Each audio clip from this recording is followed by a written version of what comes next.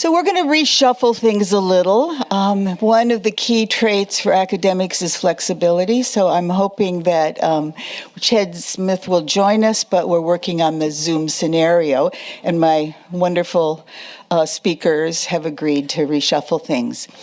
For those of you who don't know, I'm Linda Longmire. I'm a professor in Global Studies and Geography Department, and delighted that you're all here. I know some by compulsion, but we're really grateful that you're all here. A couple things to start with. First of all, some thanks. We all know it takes a village to raise a child, and it probably takes a huge and passionate community to raise a Belfast Good Friday Agreement. And it also takes a little small village of our own here at Hofstra to raise a symposium. And so we're really grateful to all the people who have helped and supported this symposium, this important historic moment that we're all reflecting upon.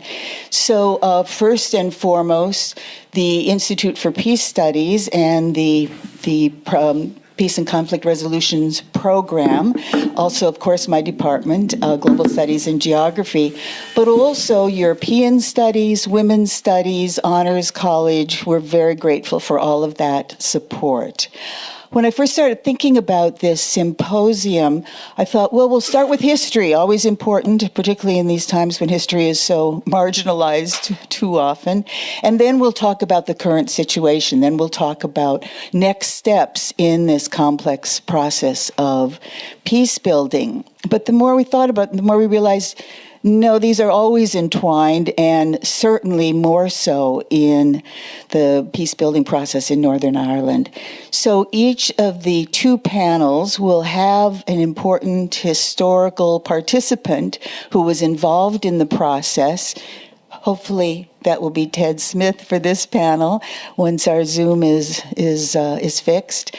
But then again, we want to move towards the hopeful next steps. You all know Seamus Heaney's fantastic poem, which, by the way, one of the students will read in the afternoon panel, so stay tuned for that, where he talks about the rhyming of hope and history.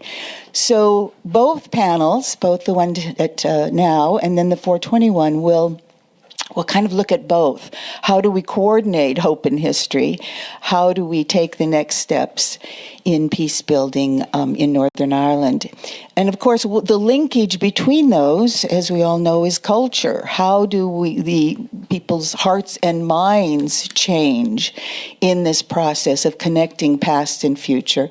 How is it that that people's, again, it's not just a question of agreements and laws, of course not. Those are critical, and we're going to look at that. But it's also how people change their minds about things and how they open their hearts to new possibilities. So the middle event of the day will focus on the film, this very historic film called Waving Goodbye to Dinosaurs, such a great title, which is about the Women's Coalition, which played a groundbreaking role in not only the peace process, but changing the culture, changing the mindsets of many of the participants in terms of questions of gender and social justice in a broader way. And my colleague and friend Lisa Merrill will lead a discussion of that. So that's at 2:40. So all by way of saying this is the big challenge. We're trying to link history with hope, the connection being transformation of culture as well. So we are, again, excited to have all of you here because we're looking at critical moments where change is possible. Again, you may recall with Heaney the great tide of possibility that, you know, when things can change. When there's a kairos moment, a time when change is possible, when history has ripened to a point where people feel that urgent need and ability to change. And hopefully there's another kind of kairos moment now as we look at next steps, the important strategies that are necessary in evolving this long and sometimes painful peace process. So we are very lucky to have people help us do that. But again, a lot of this is about, how do we really deeply ponder and practice the possibility of a new and better world where we really are all involved in creating a culture of peace? Sydney.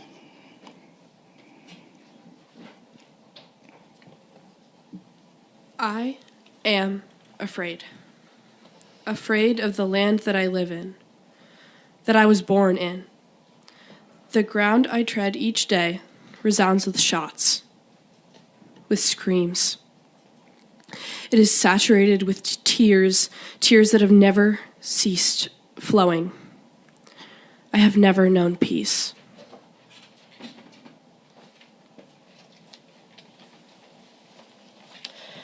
A voice from the dark called out, "The poets must give us imagination of peace, to oust the intense, familiar imagination of disaster. Peace, not only absence of war.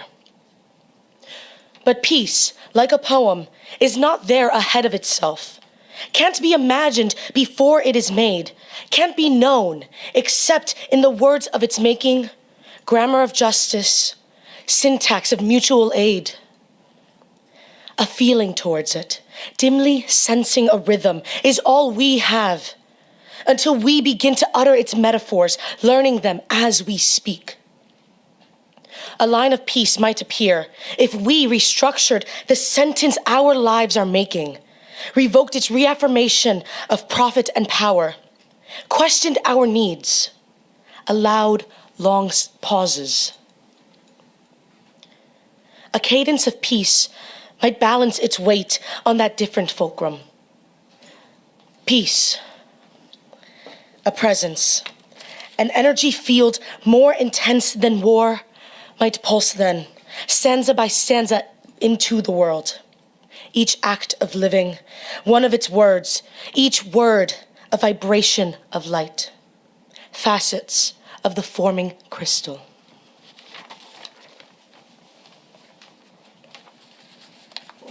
Thousands of years of history have passed, and during all that time, human beings have fought, killed, plundered, and wronged each other in every possible way.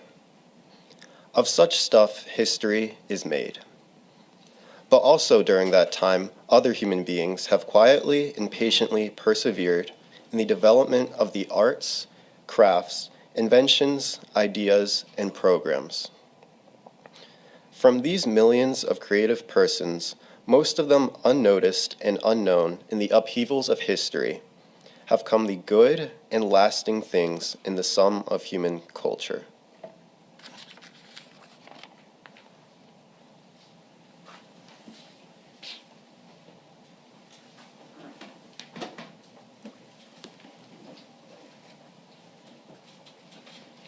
Okay, that was very well done. Very powerful. So I'm John Tehan. I'm a professor. Yes, definitely.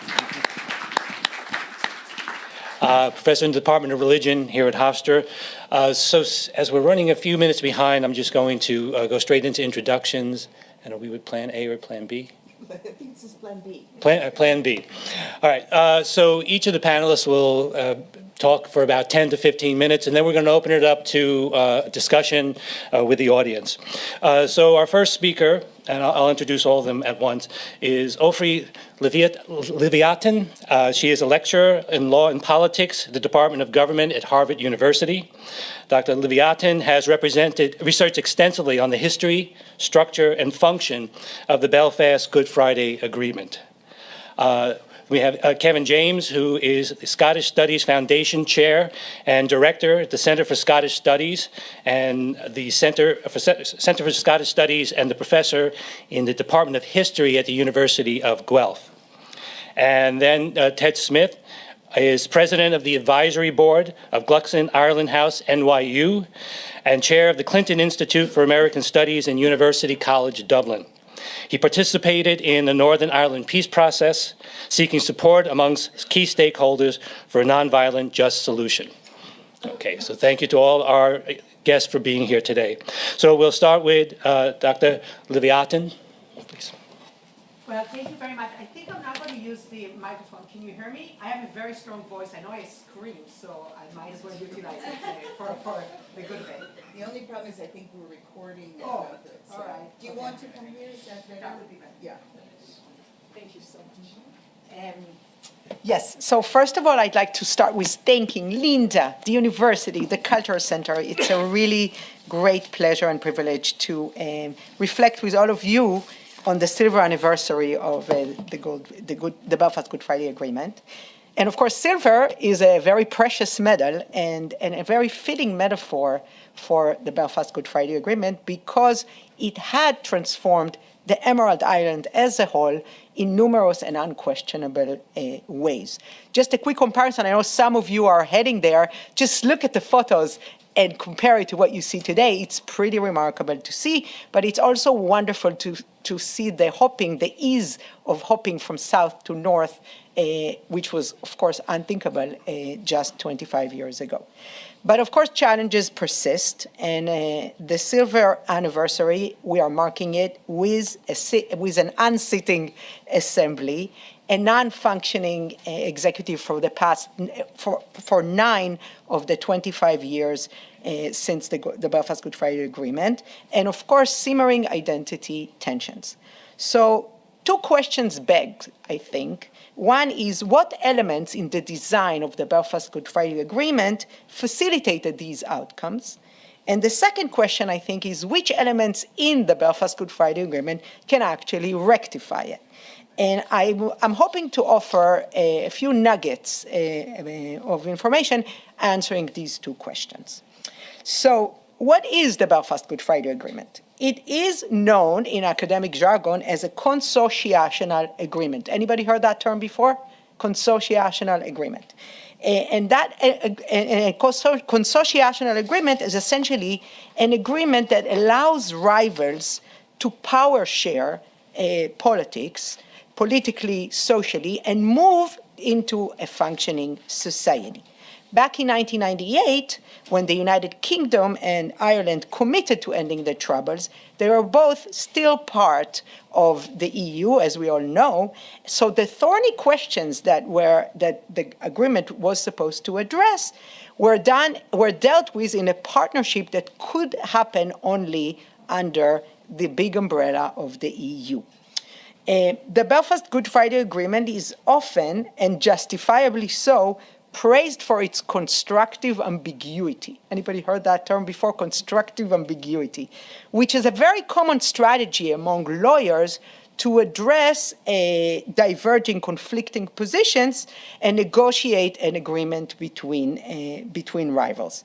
On this side of the Atlantic, given that we're speaking to an American audience, you're probably quite familiar with the constructive ambiguity of our U.S. Constitution and the type of debates that it raises in the Supreme Court.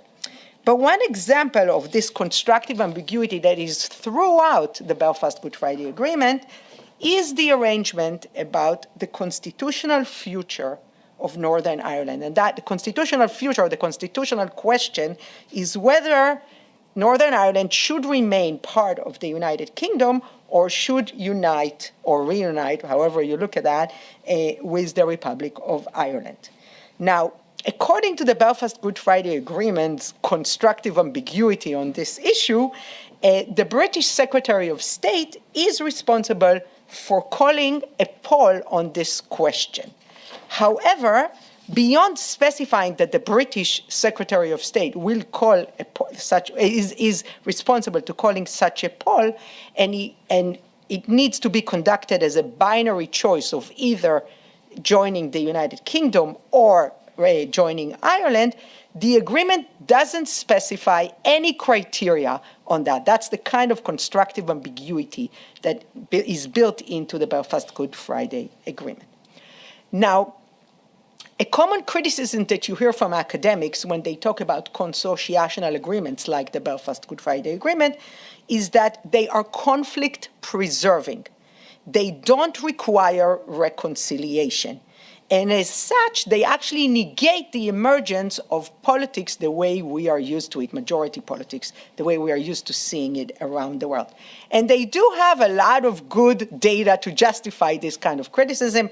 Think Lebanon, think Iraq, think Cyprus. All these places had what we call a consociational agreement, like the Belfast Good Friday Agreement, of course, contextualized, and they dissolved back into war, okay?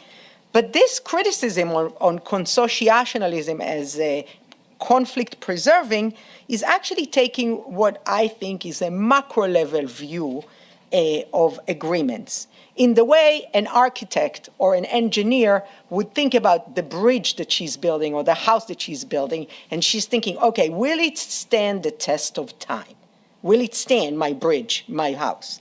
The advantage that we have as academics over engineers and architects, maybe not that many, but one thing we do have is that we can examine peace agreements not only from the macro level, but also from the micro level, and to understand why it was actually designed the way it was. What made the sides, the rivaling sides, able to agree specifically on this one? And a micro level view of the Belfast Good Friday Agreement discloses that this constructive ambiguity built in throughout has created a document, an agreement to disagree. Okay, and I'll explain. The former rivals agreed to the Belfast Good Friday Agreement because it secured their most precious goals, because it did not settle the constitutional question, the toughest constitutional question of whether we should go to Ireland or we should stay in the United Kingdom. Because it removed the violence, but it allowed the sides, the communities, to continue pursuing diverging goals, okay, diverging political goals, while taking their time with the goal of reconciliation. So essentially what the Belfast Good Friday Agreement achieved on the micro level is that former enemies are engaging in diverging politics, but violence is taken out. They're doing it as equals without actually pushing them to reconcile, okay, without actually pushing them to promote a shared future. Now, the march of time, we're 25 years on, looking back, we see two external shocks to the Belfast Good Friday Agreement. Obviously, Brexit is the biggest one, followed by COVID, which created new challenges of whether living on one island, living in two separate islands, all these kind of health, economic challenges. But it also created a trend, an internal trend of unionists losing their historical demographic majority in Northern Ireland. Now, with every structure, physical structures included, unforeseen problems arise. I mean, it's not like in a house or in a bridge, you don't have these kind of issues happening to you. Now, when we are dealing with a physical design and we have failures of design, we're asking the architect or the engineer to redesign it for us, do something, give us a new bridge, give us a new house. And if you're following conversations from across the Atlantic, you probably are hearing some people saying, ditch the Belfast Good Friday Agreement, no longer fitting for the 25 years on to the problems that we are facing. But I'd like to propose otherwise. I'd like to propose that social structures, unlike physical structures, aren't actually constant.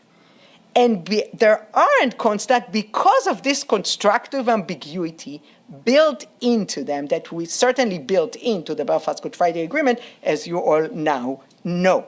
And because people operate these structures rather than physical things, people are politicians, public servants, NGOs. They're all implementing every day. They're implementing the Belfast Good Friday Agreement through their actions. They actually have a capacity to reformulate how they think about the structure that was given to them. right? And I'll give you one little example because I'm a recovering lawyer. I must give you one article. I'm going to give you 75.2. It's a short article in what is called a Northern Ireland Act legislated from the Belfast Good Friday Agreement, and it's called the Good Relation Duty. That's a textbook example for that, because it stipulates that every public authority in Northern Ireland must carry or shall carry its functions with the desirability of promoting good relations. Now, so far, this article serves for equality in hiring. Everybody reads that and says, okay, we have to equally hire people from the Catholic background and the Protestant background when we hire for a job. We hear that in DEI conversations in America today, right? So that's how it's used in Northern Ireland. But the language embodies so much more than just an equality hiring scheme. You can actually solve the entire problems of Northern Ireland by using this little 75.2 article of the Good Relations Duty, from integrated education, from integrated housing, from politics that works. You can do all that with that little article on its constructive ambiguity. So the question about the Good Friday Agreement or the Belfast Good Friday Agreement on its success and failures is not a legal question. It's a political question. It's a question of vision. It's a question of appetite for reconciliation.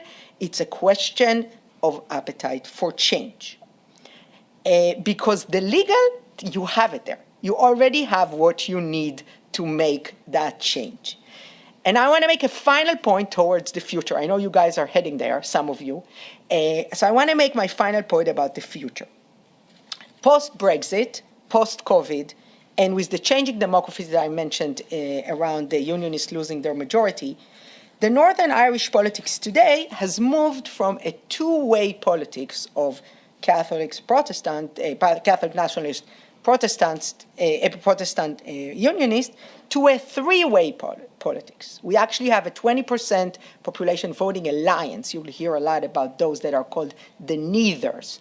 And neithers means they are either not aligned with either community or they're culturally aligned with one of the communities, but they don't take a stand on the constitutional question of whether Northern Ireland should stay in the United Kingdom or go to Ireland. They don't really take a stand on that. So we moved, since that 25 years on, we moved to a three-way politics that was not envisioned in the Belfast Good Friday Agreement. And with that, there is also a growing confidence on the part of the nationalist Republican community to advocate Irish unity. But so far, it really encounters very little appetite from both the Unionists and the neithers that I've told you about. So far, it's about 30% who are advocating Irish unity. So the next 25 years, maybe when you're right there, Northern Ireland would be quite the interesting place to watch in terms of the debate about the future. This constructive ambiguity around calling the poll, as I told you, allows the British Secretary of State to call it anytime. Today, tomorrow, never, right? But that's the only thing it has. So how is that going to play out is a very interesting question to ask, because will nationalists wait until the demography allows them the 50+1 vote, and then we get 1 million Protestants moving to the south? And what will the South do? Given the constructive ambiguity, they actually have no role. Can you even imagine? They have no role in the decision on the vote of whether, legally they have no role, of whether they are now absorbing 1 million Protestants into their community. And what will the Unionists do? Are they going to continue with this ostrich approach of not doing this? And when would they actually will it be too little, too late? It's actually very interesting. And the last problem that I foresee is that the Belfast Good Friday Agreement actually says that you can have a poll every 7 years. So if the nationalists are unsuccessful, they actually bring it every 7 years back and forth. But once it's successful, there is with this constructive ambiguity, there is no equivalent for the unions to say, wait a second, let's revisit going back to the United Kingdom. Is that fair? As a lawyer, I don't know. So I'm quite intrigued. I hope I intrigued you a little bit, and I'm giving the floor to my friend.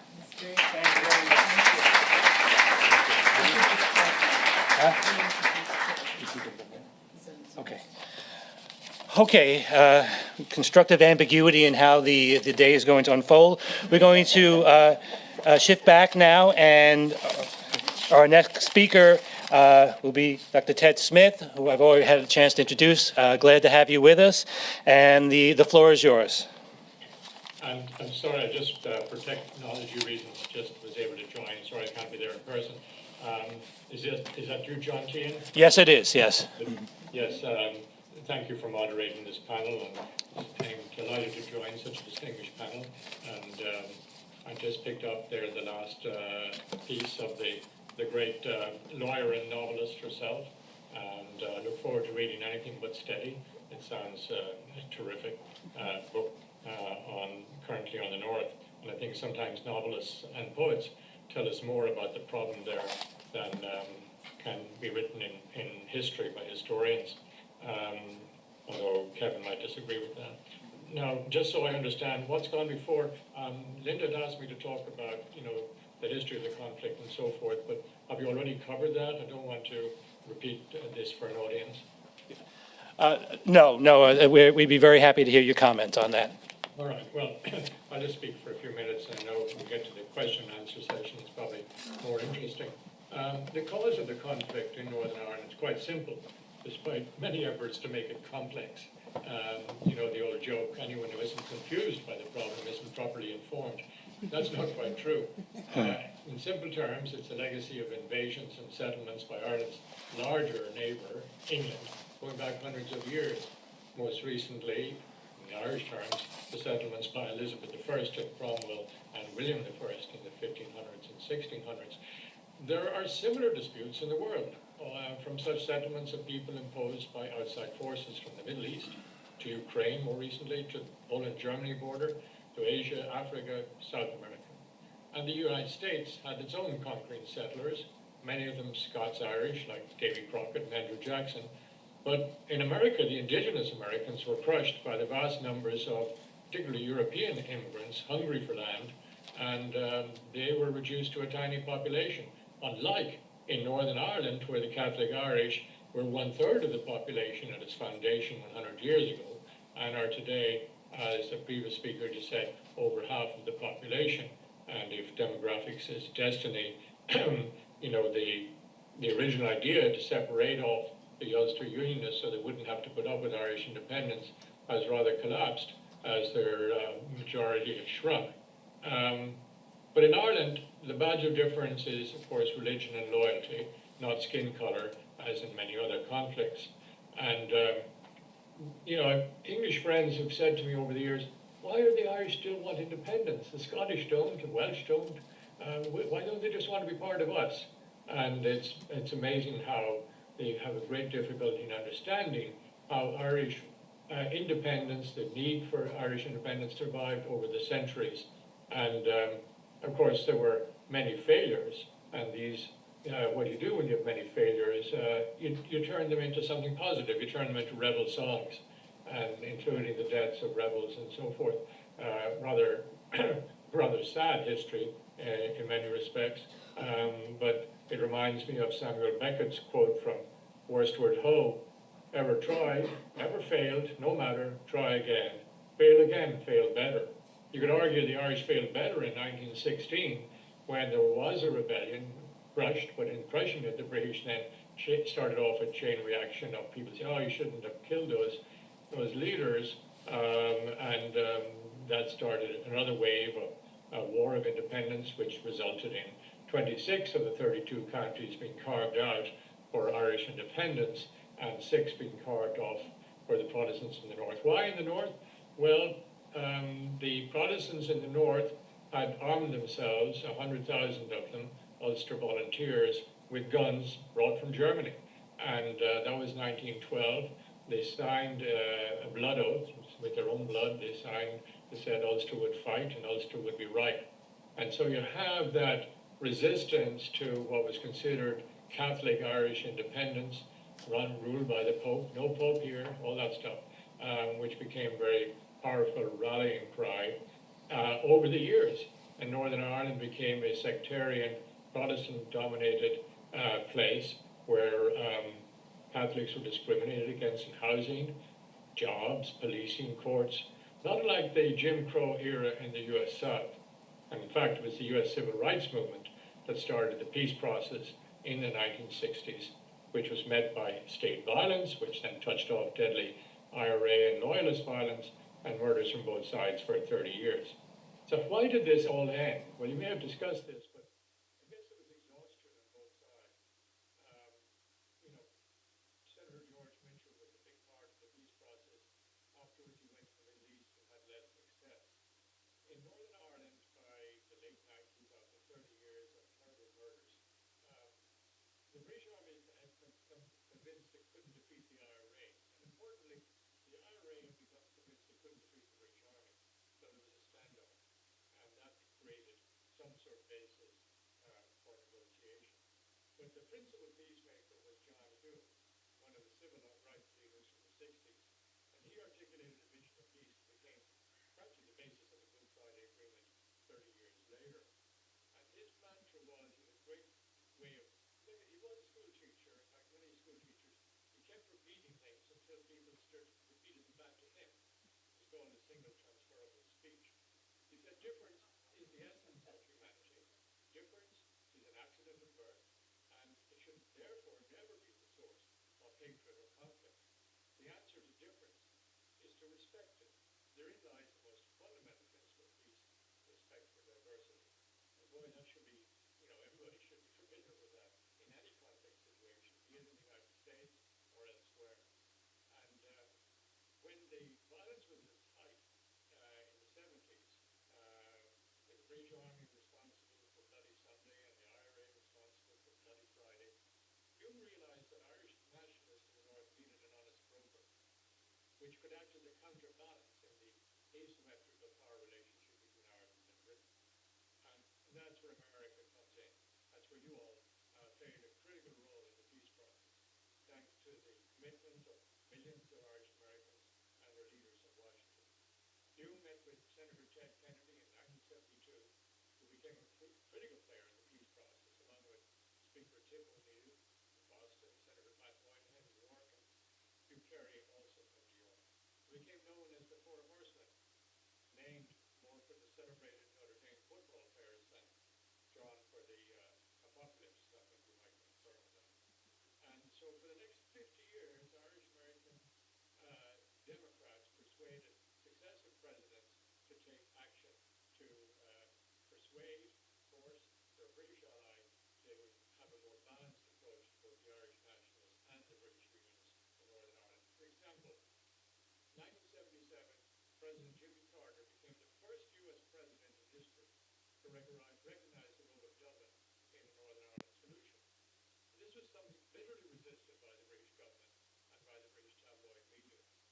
Then President Reagan, under pressure from the Speaker of the League, who was still the Speaker, leaned on his good pal, UK Prime Minister Margaret Thatcher, to sign the Anglo-Irish Agreement in 1985, despite objections from his own party and most bitterly from Ulster loyalists. Asked afterwards why she had signed the agreement, Margaret Thatcher said rather irritating, those Americans, they made me do it. So we would not have had a chance without the support of the Americans. And that agreement in 85 became basically the basis for the Good Friday Agreement, which said that there should be parity of equality, there should be equality between both loyalties, British and Irish loyalties in Northern Ireland. And that, was partly implemented, partly not. But the idea is that you have power sharing across the two communities. Now, as you probably heard already, it hasn't worked out in practice very well. We have a cessation of violence, but we have a cold peace, and peace walls are everywhere, and it is a sectarian society, and much work remains to be done. As the poet Paul Muldoon said recently, we've come a ways already, but we've got a ways to go, and that probably sums up the issue. Finally, I'll just say, currently President Biden has been a guarantor of that peace.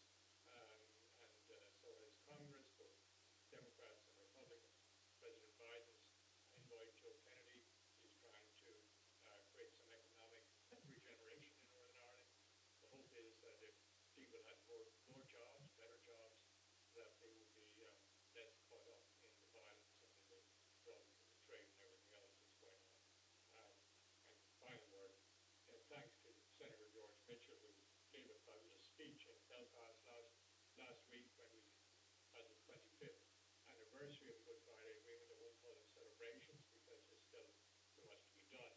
But in his speech, he recalled how in his early meeting with the folks in Northern Ireland, he spent 5 years there, one stood up and said, "Sir, I want you to know that people in Northern Ireland would go 100 miles out of their way in order to be insulted."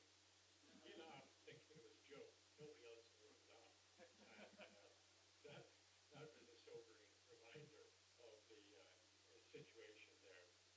Mitchell was known as Iron Pants in the Senate, known for sitting and listening, and he brought that skill to Northern Ireland, where delegations come in to see him and would sit for 2 hours and would say nothing. Afterwards, they would come out and they would be asked, "What's he like? What's Senator Mitchell like?" They would say, "He's an absolute genius."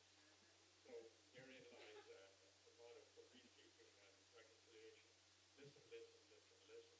And, then people start listening to each other and hopefully get somewhere. But the fundamental part of it, though, was there was war weariness. People were ready and realized that continuing the war would not work. Sinn Féin, IRA were willing to cry out for political means for United Ireland. It was not very welcome.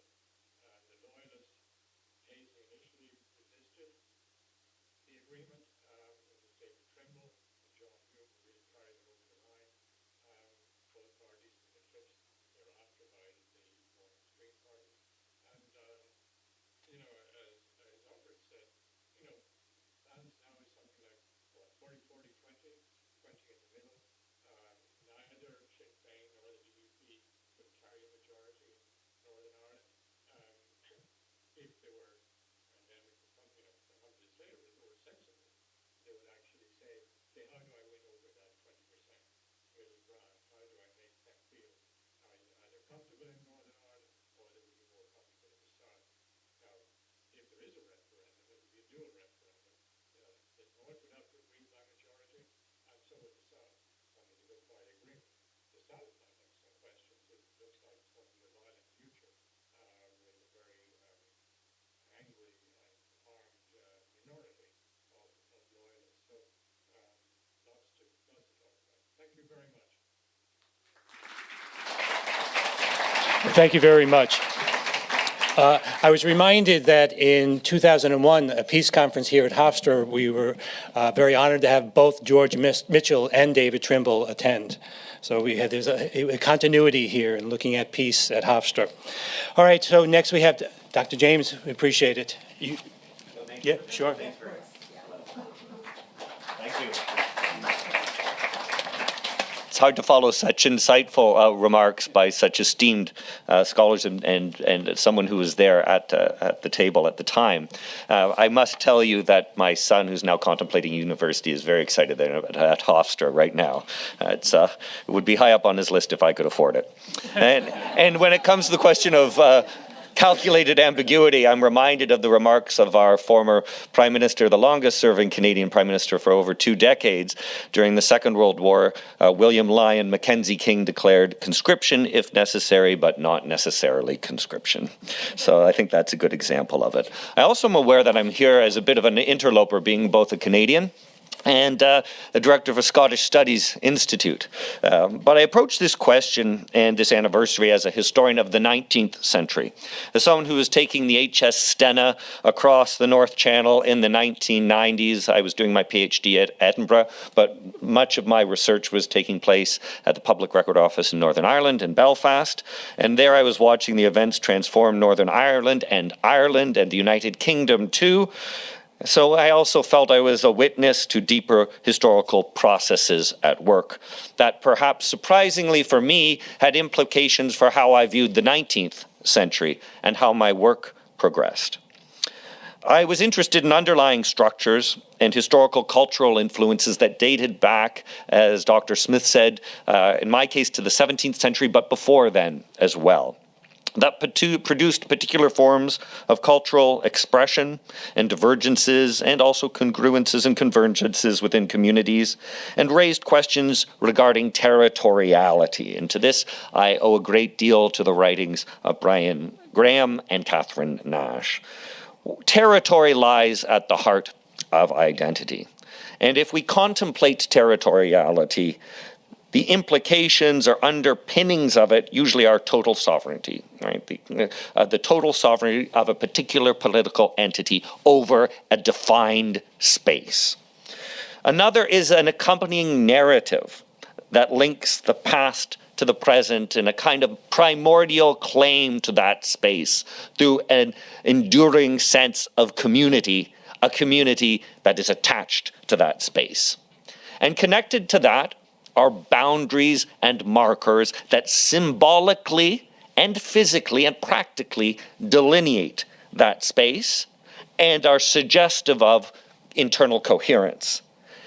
And related to that, because these are all interrelated factors, and this is again Brian Graham and Catherine Nash's, I think, quite elegant theorizing of the question, is the surveillance which occurs within it, the policing which occurs within it in order to enforce, if you will, that sense of community, that sense of externality beyond those demarcated borders. So I want you to contemplate that in relation to the comments we've heard before. I'm now going to delve into a bit of history, deep history, in fact, 19th century history for a very short period of time, and then speak very much to the Scottish dimension in a brief way. So nationalism has typically, there's a great danger in Irish history and Irish politics today to ascribe sort of monolithic qualities to either nationalism or to unionism. All right. Nationalism has had its varieties of expressions and underpinnings. Broadly speaking, we might speak of physical force nationalism and constitutional nationalism, but that doesn't even do justice to the complexity of the question. And that dates back, to the 19th century and even deeper than that. Unionism, and this is what I studied in the 19th century, at least Protestant communities, settlement communities dating from the 17th century under James VI, as we call him, for those of us who study Scotland, and James I, as you perhaps know him better. And the settlements that occurred, not plantations, but settlements that occurred under his reigns. And essentially, I was interested in the fissures in that community that are essential to understanding the Northern Irish state and the fissiparous or divisive nature of a movement, the unionist movement, that consolidated periodically but has deep underlying pluralistic tendencies and complexities. So the political economy of Northern Ireland was premised on an industrial commercial order that was being eclipsed at its origins, a lot of political scientists would tell us, right? This kind of imperial order of which my country was a part, right? I was there studying in Edinburgh on a Commonwealth scholarship and a scheme that was erected in the twilight of an empire of which my country was also a part. And the idea being that the political economy of Northern Ireland necessitated its continuance within an imperial and UK framework, the logic of which, is perfectly comprehensible to me, but not to people who felt very profoundly connected to other ideas and loyalties. The state erected in 1921 also was an imperfect state, right, the Northern Ireland state. It was imperfect in the way, as Dr. Smyth said, it served people who did not believe in the state and it from its founding, and people who were members of the unionist community.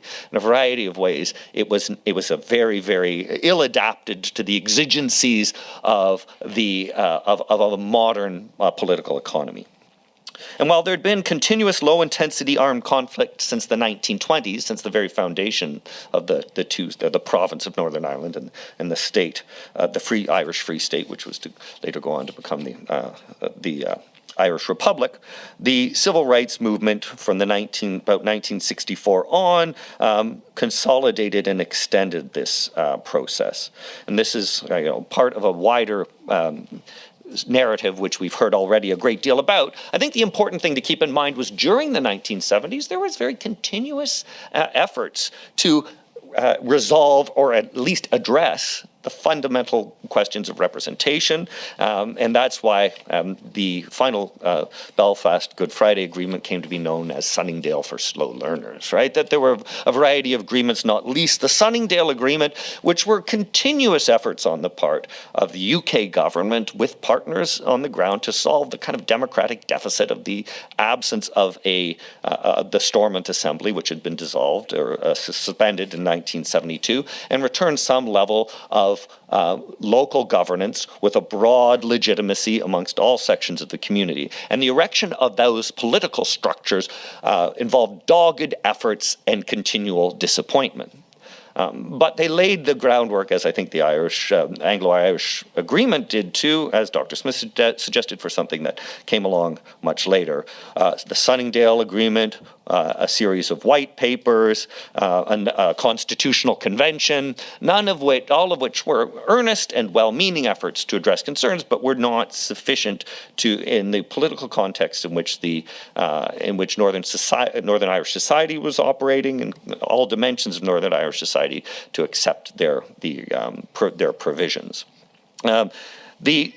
I think it is I agree with Dr. Smyth that the Anglo-Irish Agreement was an important step, but it was also a step that occasioned considerable concern on the part of unionists, right? We had the agreement, if we talk about the internal sovereignty of a state, this was the ceding in some ambiguous way to the Irish Republic of a consultative role, however limited it was understood, and that resulted in considerable consolidation by the unionist parties around firm opposition to the Anglo-Irish Agreement. Yes, it did establish a principle, with my American cousins here leading the way, as Dr. Smyth said, to involve the Irish Republic in a direct way, but it did also occasion considerable angst, and I think from a unionist point of view, understandable angst in relation to the territorial integrity or the sovereignty that was being potentially compromised. I wouldn't say territorial integrity. So the establishment of honest brokerage, as Dr. Smyth has also suggested, involved the United States, preeminently, but also the casting of the governments of the United Kingdom and of the Republic of Ireland, and more honest broker roles as well. And I think that is something that the Anglo-Irish Agreement arguably achieved, and at the time, but inarguably helped to achieve in the longer role. That is the management of two nominally aligned states and their communities. I once saw, when I was living in Edinburgh, a speech by Lord Alderdice, and he said Northern Ireland needed to to go down the road towards reconciliation. And he said, by which I mean the nationalists of the North need to reconcile their aspirations to the practicalities of the nationalists of the South, and the British Unionists of the North need to reconcile themselves more to the more flexible British identities and aspirations of Britons living in other parts of the United Kingdom.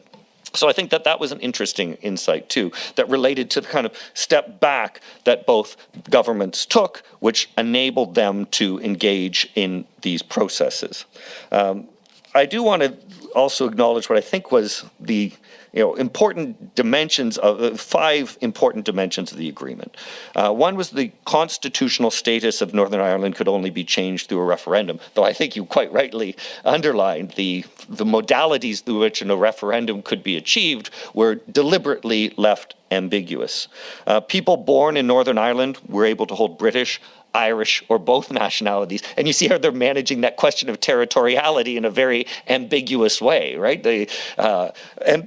Armed groups agreed to put their weapons beyond use in an internationally monitored process, which is, again, part of a wider effort to establish policing and enforcement in a way that establishes legitimate policing organizations that police on behalf of the entire community. Related to that, of course, later on was the changing of the Royal Ulster Constabulary's name to the Police Service of Northern Ireland, prisoner releases, and as is related to that, the normalization of the security apparatus.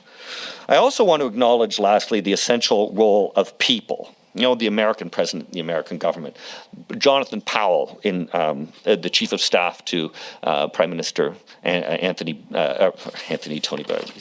Blair, from 1997 to 2007. John Hume, Jerry Adams, and Martin McGuinness. Bertie Ahern, right, who took quite courageous steps in the context of his party's own history to seek reconciliation. David Trimble, and as someone will be, as Brian Doherty will be hearing from this afternoon, will, I think, share with you informally or formally after, some of the smaller unionist parties took some of the most progressive and important steps towards the realization of peace at this time.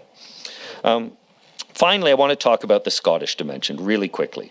There were legitimating referenda, of course, in the North and South for the Good Friday Agreement, but there was something very important occurring more broadly within the framework of governance in the United Kingdom at this time, which I think helped at least to enable aspects of the Northern Irish Good Friday Agreement to appear part of a broader process in restructuring of the British polity, at least, and the Isle-wide polity in terms of the creation of new consultative bodies as well. And that was the passing of devolution and the establishment of new governments in Scotland and Wales in 1997. This was a sea change that we often forget when we talk about what happened in Northern Ireland.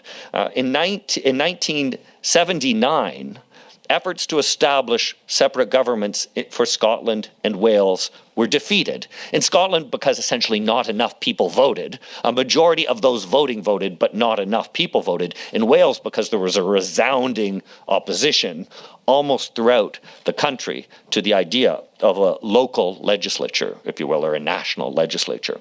The political framework that was erected in 1997, with referenda, created whether are existing now Scottish and Welsh legislatures, or government executives, now governments, which I think have helped to create a broader political structure across the islands that makes the particular and very unusually challenging circumstances of Northern Ireland part of a broader process of political restructuring. So I think that there have been a variety of efforts to address competing claims to territoriality and the theme of territoriality. Sovereignty has been affirmed. The sovereignty over the United Kingdom has been, for the time being, affirmed. But mechanisms for change have been embedded within the agreement. There has been a cultural affirmation of a variety of identities. And I've had the good pleasure of talking to Brian Doherty over the course of the past 2 days. And one of them is, Ulster Protestant identities, right? And I think that they have historically been either misrepresented or underappreciated as important dimensions of important cultural dimensions of Northern Irish life. So that kind of addresses that second point of territoriality. Boundaries and symbols have been adjusted in part through the European Union, but there are also potentials, I think, in Brexit, frankly, for this to continue.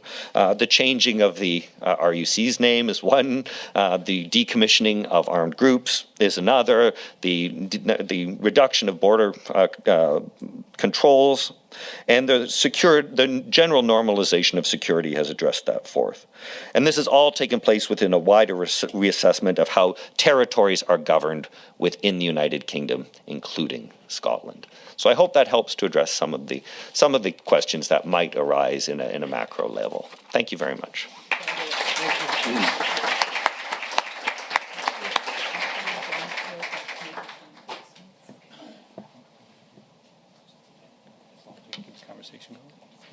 All right, so again, thank you to all our panelists and those very, very interesting and informative presentations. So now we have a good amount of time, which was the idea, to open it up to the floor and to the panelists for any questions or discussions or clarifications. Or panelists want to speak. Or yes, certainly. Yes, so maybe we can do the panelists have any questions for each other. Or any comments on the presentations? Yes, yes, Ted. I particularly liked Kevin talking about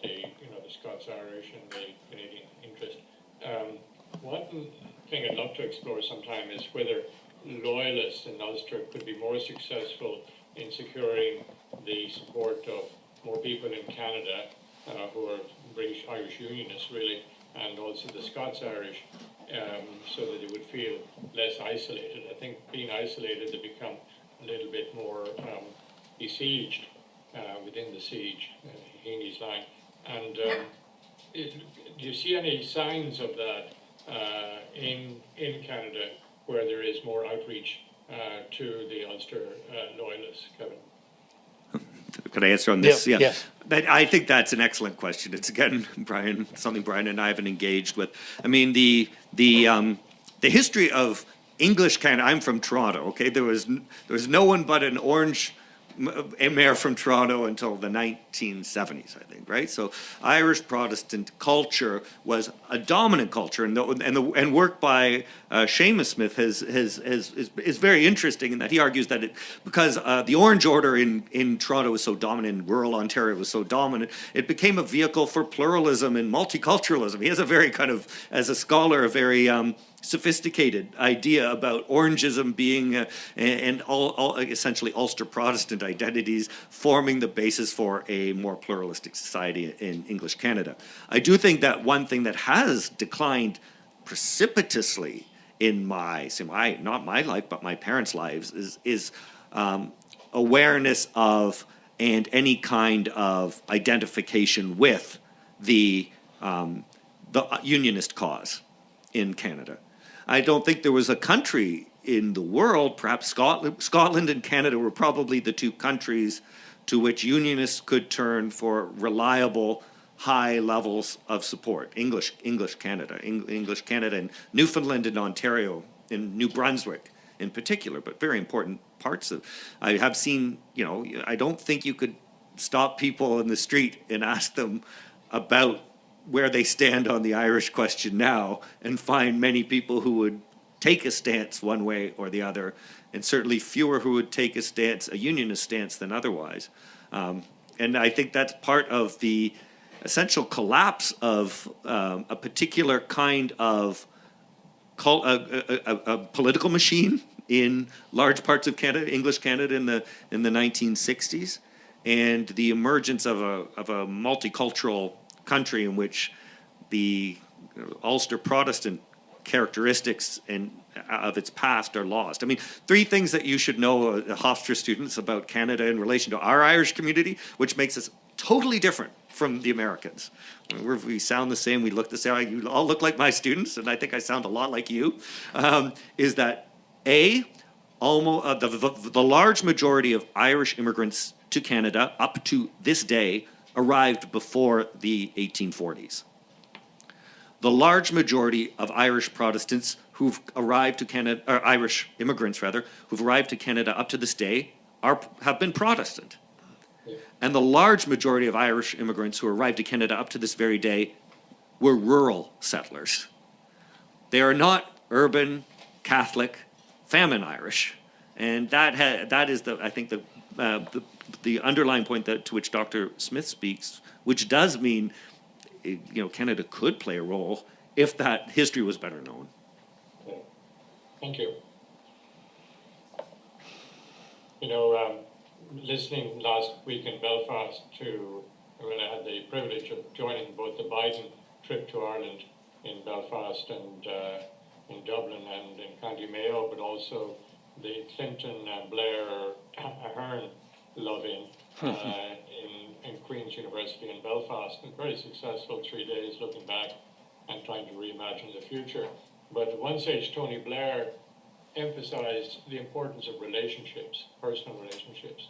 And we've seen that in Northern Ireland, trying to build communities of peace. People need to trust each other and meet each other. Obviously, segregated education does not help in that regard, even segregated sports to an extent. Blair said one thing, he said, we were all new in a sense. Clinton had just been elected, Blair with a large majority, Bertie Ahern too. So they weren't worried about elections. They could take risks for peace, which is a hard thing to do, but they could have failed. And Blair said, we were not in politics long enough to be cynical. Just think about it. If you're too long, you think, well, we tried that, it didn't work. But if you're new, and I think youth has a big part of it, you all in the hall who are younger are more optimistic, just by all the surveys show that. And that's what's needed with the Peace Babies going forward. And, I'd be interested, Ofrit, if you have any, if you're feeling hopeful about, those movements going forward in terms of peace.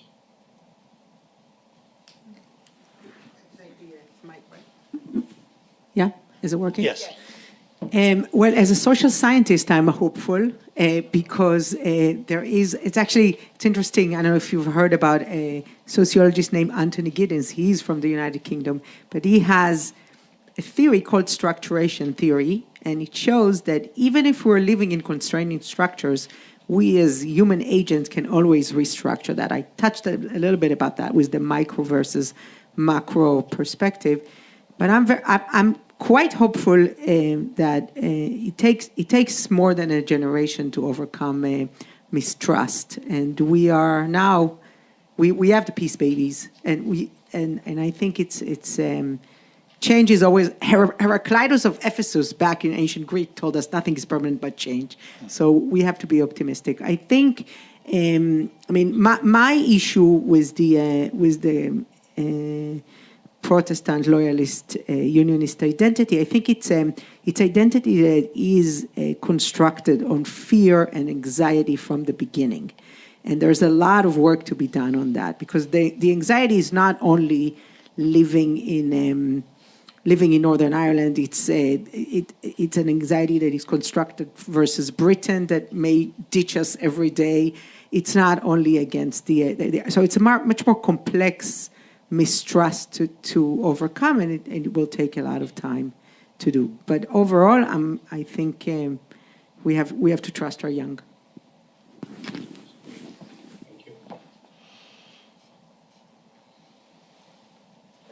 Okay, so from the audience, any questions? You can come up to the mic.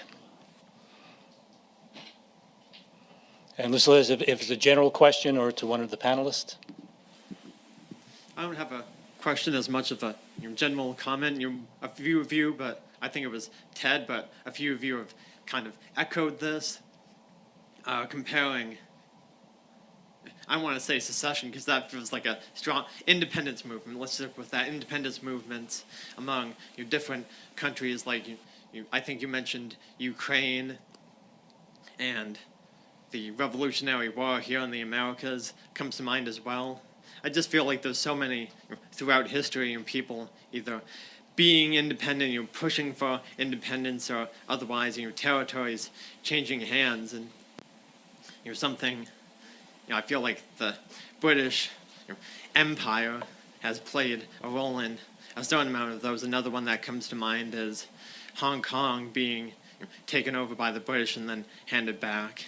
So I feel like that's an obscure piece of history that I didn't think of until a few moments ago. But I just feel like, for better or worse, you have territory, you constantly changing hand. Like you were mentioning just a few moments ago, and your change is constant. So I feel like there's just constant shifts in this world, and this is just another version of that, I guess. Okay, thank you. Any other questions, thoughts? Yeah. Yes, do you have any thoughts on that? Sorry, are you asking the panel? Yes. Yes, no, I think that's a very good point just made by that participant in terms of, constant change. We will have to get better at managing the tensions arising from the movement of people. There are vast migrations of people in the world now, some are caused by climate change, some are caused by war. And we have to, be better at inclusiveness, at managing multi-ethnic societies, and just, sometimes the most settled societies are those that homogeneous. That's almost a thing of the past, given the movements of people. And I'm not sure democracy has found a way yet. It's a messy system of government often, and can sometimes, as we've seen in the States, give rise to extreme populism almost overnight, and in some parts of Europe as well. So it's a constant struggle to find ways to create economic opportunity for all parties, those who have arrived and those who are here, and so that people feel they're getting a fair shake. One thing that just in relation to settler colonies is, in what's always intrigued me as a historian is comparisons you can make, and this is kind of takes us slightly off topic, but to Ireland, French Canada, and South Africa, Afrikaners during the First World War, all of which formed part of European settler communities that were taken over by the British, right, in various colonial wars, and all of which found themselves divided, right, over participation in the First World War as a British imperial war or otherwise. So the layers of colonialism, including settler colonies that are taken over by other settler colonies, to say nothing of countries like ours, mine and yours, where the whole communities and populations were largely exterminated in the process of European settlement, does add complexity to the question of governance structures that can accommodate them. May I add that there's one thing about civil wars, though, that is much more destructive than, wars are always destructive, but civil wars, if you look at them, they have a destruction at a magnitude of that. And to overcome that as a post-conflict society takes a really, really long time.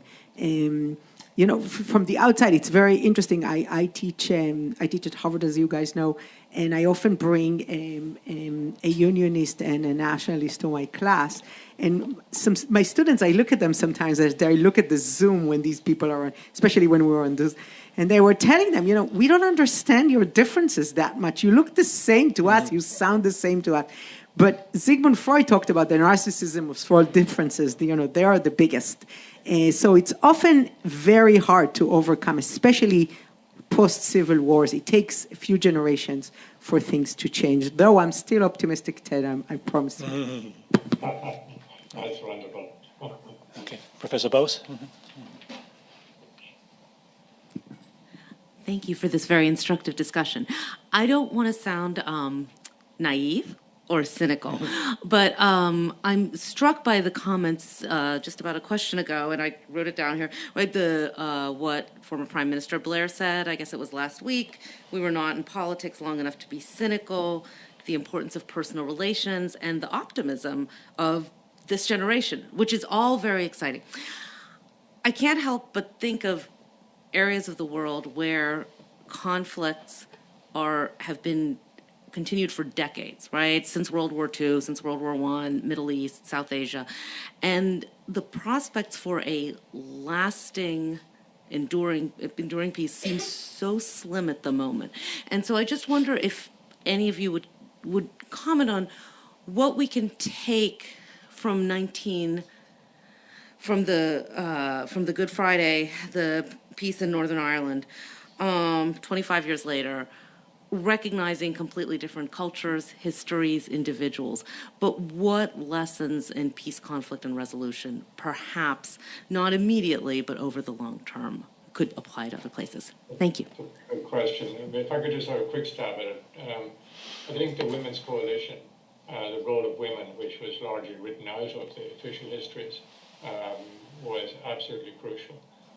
Mothers and families who just were losing their children at a very young age to the violence.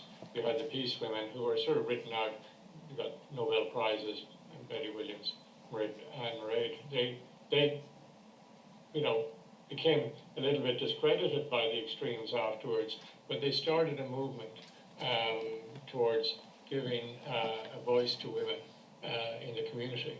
And indeed, when somebody pointed out earlier, I think it was Ofrit, when the Good Friday Agreement negotiations started, there was no women's representation. So the Women's Coalition, led by Monica McWilliams and supported by the British Secretary of State, Mullen, they played a really important role in bringing both sides together. To some extent, they're just not, women just seem to be more concerned about humanitarian family issues and maybe are less warlike, I don't know. But it's that part of it, I think, needs to be explored some more. Anna Burns, in her novel *The Milkman*, really captures some of that family dynamic in the midst of the conflict, and particularly by exploitation by men of a war situation. And there are probably parallels with other parts of the world as well in those times. So maybe there's something there. And there was some underlying stability in the community. I mean, let's face it, the vast majority of people did not support the violence and managed to stand aloof from it. The SDLP, Social Democratic and Labour Party, the official Unionist Party, they were bastions of non-violence. I mean, Hume supported United Ireland, but was non-violent in the way Martin Luther King was non-violent, and Gandhi throughout his careers, and took a hit for that. I mean, people, he was attacked by both sides. Jerry Fitt, I remember going to see Jerry Fitt in 1975 in West Belfast, and he was under attack by both loyalists and by the IRA for being in the middle, and managed to, see it off. I don't know, I'll try and clean it up, but he told me a scatological story at the time. One of these row houses in West Belfast, and you go up the stairs to the living room, the sitting room, and he said, just last week, and he was acting this out, a mob came to the door down below, and I could tell it was an IRA mob, and they were trying to break the door down, so I called the Royal Ulster, the RUC, the police, and they said they'd be right down. So the mob kept banging on the door. 10 minutes later, it looked like they were breaking in. I called the police again, said, no, we'll be down, we'll be down. And then the mob broke in. So he had his own revolver for protection, and he said, the mob were coming up the stairs. He said, I learned something about conflict resolution. I pointed the gun at the guy I knew was the leader, and I said, you move another yard and you're dead. The rest of you may kill me, but you're dead. He said this worked very well with psychology. And they began to back out of the door and disappeared. And then he heard the siren outside, and expecting the police, he went down, and it was an ambulance. And he said this Caribbean gentleman, came. He was clearly a black person, and he said to him, "Where are you from?" And he said, well, "Actually, I'm from Jamaica." And to which Jerry replied, "Well, at least you got here before the effing police did." So the underlying thought was that it would have helped the police's propaganda if Jerry Fitt, a nationalist, had been killed by other nationalists. And you were living in that sort of weird conflict situation, which was always a threat. But anyway, lots of novels, lots of stories. And if I would recommend one book for you all to read, in addition to Anna Burns and indeed to our panelists' book, it would be, if you all read it, Say Nothing by Patrick Radden Keefe on the current situation. He's a New Yorker writer, and of course he takes it from Heaney's time, whatever you say nothing. Thank you. Okay, thank you. Please. You've asked an excellent question. What's your name? Okay, so if I can, as a debut novelist, you've heard I've written a novel, but I've written it as a social scientific novel. I must stand on the shoulders of Tolstoy and re-paraphrase something he said. Anna Karenina's first line is, happy families are all happy in the same way. Unhappy families are unhappy in different ways. I actually disagree with him. I think divided societies are very, very similar in many, many ways. And you've asked about comparisons. So if we take, for example, a quick comparison of Northern Ireland to Israel-Palestine, you can see very, very similar patterns happening in the same places. You see a mirror image of identity thinking, each side thinking they are the minority. You see a self-segregating society not going to the same schools, not marrying each other, staying away. But you also see that if conflict conditions are not addressed, conflict theory tells us that a conflict will erupt. So I think one of the things that moving forward these kind of societies is exactly addressing these kind of issues before they erupt. So in Northern Ireland, you still have, which is pretty remarkable to think, that 93% of that population is still educated separately. Now, Brexit could be it's a crisis, but it could be also an opportunity, because if there's no money for education, segregated education, you actually have to create integrated education. It happened across the north in a couple of places recently. So these kind of things are, we know what to address. The question is, how do we create the will to address them? I mean, it's not that it's not known to us. And some crises can actually be opportunities. I mean, I think last week, the unionist community felt they felt a lot of pressure from across the world in that room. I mean, they didn't have a lot of representation, but those who were there were thinking about it. And you hear, I mean, there is a famous talk shows every day in Northern Ireland called the Stephen Nolan. If you're going to be there, you'll hear. You start hearing these little things of maybe we're going back to government in October, post the July 12th situation. So you start things. I mean, these are baby steps, but baby steps that need to be taken, and we know what they are.